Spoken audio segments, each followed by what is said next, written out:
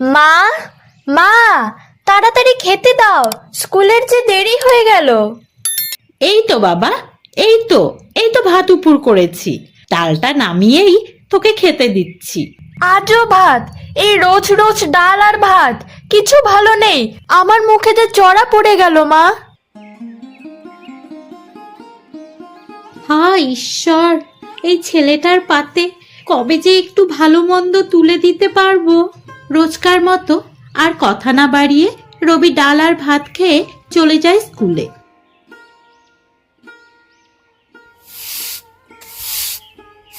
এরপর একে একে সব কাজ সেরে মাও ভাত খেয়ে নেয়।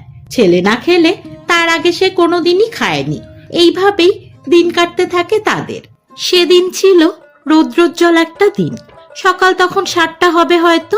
8:15-তে খেয়াগড় স্টেশন থেকে রবির ট্রেন। বাড়ি থেকে তা প্রায় 40-45 মিনিটের রাস্তা। রবি হুড়োহুড়ি করে তৈরি হতে থাকে।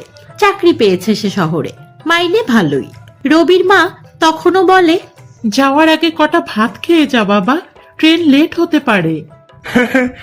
আজও ভাত ভাত করছো মা? এত ভাত ভাত করো না, পৌঁছে ফোন করব।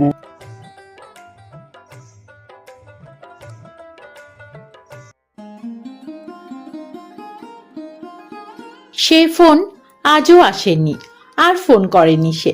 মাস যায়, বছর যায়। মা রোজ দুপুরে ভাত রান্না করে নিজের জন্য বেড়ে নেয়, ছেলের জন্যও পাশে একটি থালায় বেড়ে রাখে। ছেলের ভাত প্রতিদিনই ঠান্ডা হয়, কিন্তু মা সেই ভাত বাড়তে কোনোদিনও ভোলে না। দিন শেষে ভাত নিয়ে গাছের গোড়ায় ফেলে আসে।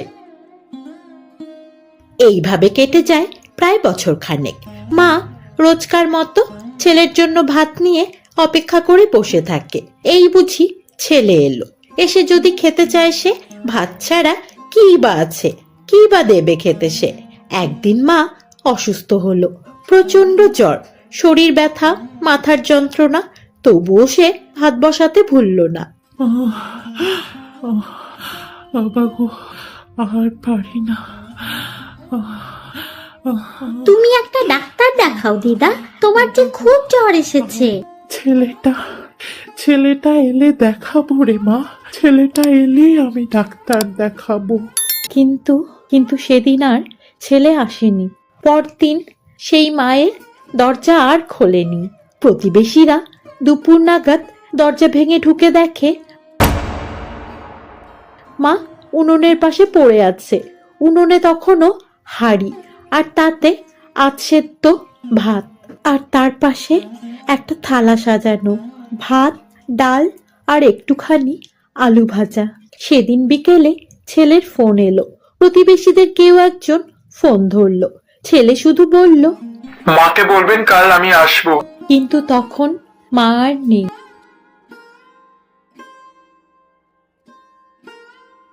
মা, আজ বড্ড খেতে ইচ্ছে করছে ভাত।